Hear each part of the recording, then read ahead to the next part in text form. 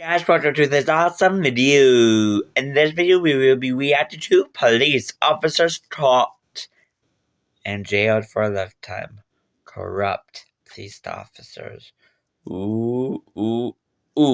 There are good cops out there, and then there's bad cops out there. Trust me, I've dealt with both. Mostly not so good cops for not protecting me, but hey, what can you do now? After being sentenced to 263 years in prison.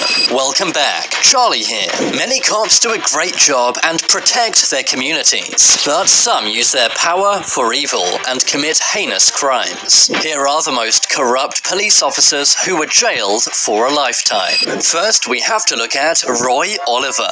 Roy Oliver was a Texas policeman. On May 5th, 2017, he responded to a 911 call. The call said there were several underage people drinking at a party. When Roy arrived, he heard a weapon being fired. So in response, Officer Roy fired 3 rounds into a vehicle. Inside the vehicle was 15-year-old Jordan Edwards. He was unarmed, but sadly passed away due to Officer Roy's actions. 2 of Jordan's brothers and friends were also inside the vehicle. Thankfully, they survived, and were actually taken in for questioning. At first, the police said Jordan's car was driving towards them in an aggressive manner, but after reviewing the body cam footage, it turned out the car was driving away from the cops. As a result of this, Roy Oliver was fired from the police force. Good. But of course, Jordan's family and friends were still very angry. An investigation was conducted. Eventually, Roy Oliver was charged, and an arrest warrant was put out. He turned himself into the cops the same day, and in 2018 was found guilty of taking Jordan's life. He was sentenced to 15 years in prison.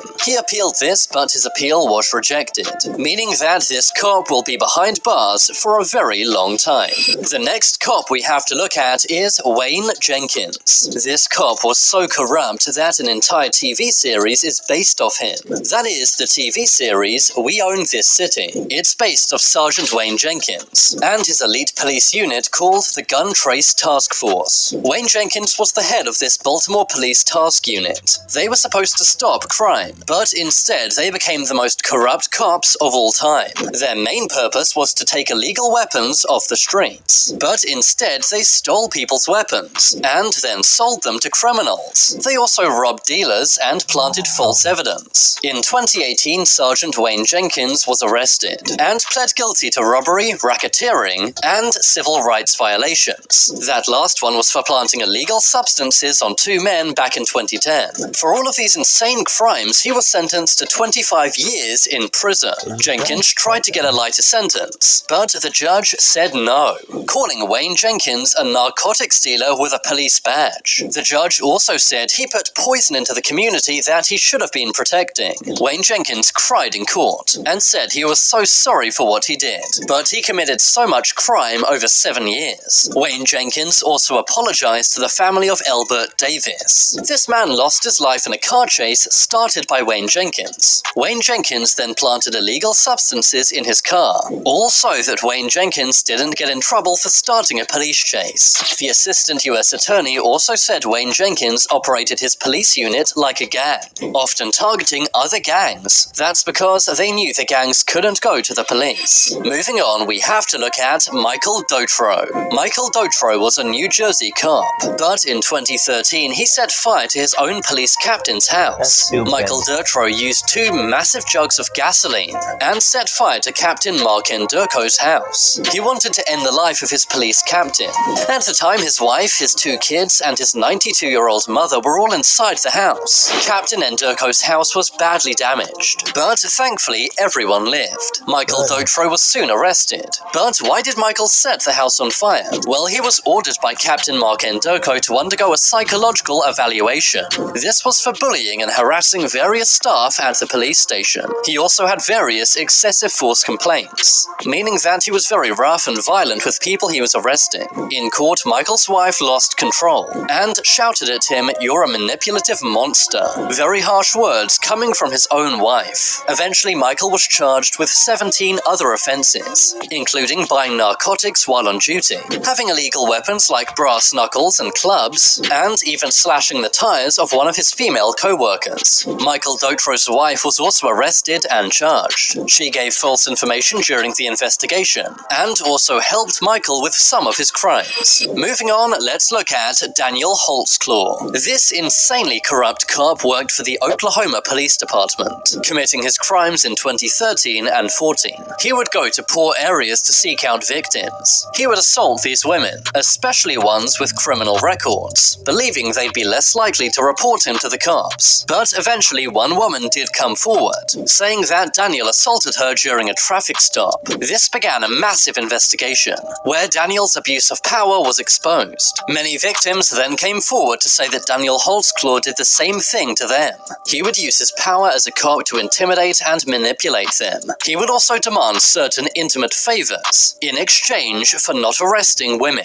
During the trial, Daniel Holtzclaw said he was innocent, but the jury found him guilty on 18 counts. He cried as he was sentenced to 263 years in prison. It's safe to say Daniel is one of the most corrupt cops of all time, but thankfully he is now behind bars and can't get his hands on any more victims. Next, we have to look at Joseph Metzkanowski. Joseph Metzkanowski was called Chicago's most corrupt cop of all time. This cop sold many narcotics, and actually worked with various gang members. In 2001, he was finally arrested. This was for selling narcotics, and even giving the names of undercover cops to gang members. He served 22 corrupt years as a cop. He was backstabbing his department the entire time. He was protecting gangs, and even gave police ammunition to gang members. He was sentenced to life in prison. In 2018, he requested his sentence to be reduced, but this was denied by a judge in 2021.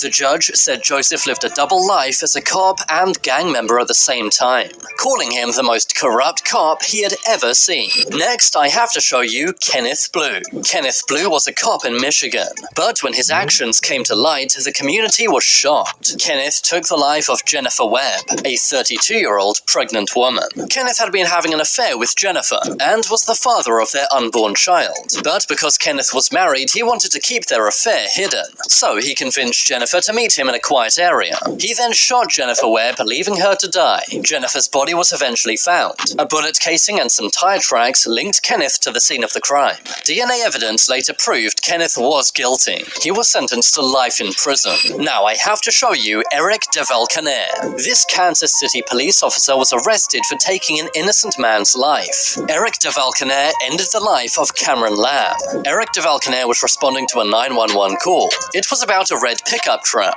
That was when he saw Cameron Lamb's red pickup truck outside his house. Eric DeValconaire entered Cameron Lamb's property without a warrant. He also did not identify himself, and was wearing plain clothing. Eric DeValconaire pointed his weapon at Cameron. He then yelled that Cameron had a weapon, and shot him 4 times. This all happened within 9 seconds of DeValconaire arriving at Cameron's house. Eric DeValconaire was found guilty in 2021, and was sentenced to 6 years behind bars. Next, let's look at Zachary Wester. This Florida cop was accused of abusing his power. He would plant many substances on motorists during traffic stops, and would then arrest them on false charges. An investigation was then started, and it was found Zachary Wester had been doing this for many years. He would also steal money from the motorists he arrested. He was even caught on body cam planting illegal substances in a woman's car. It's believed he did this dozens of times. In 2019, he was fined as a cop, and in 2020, he was arrested and taken to court.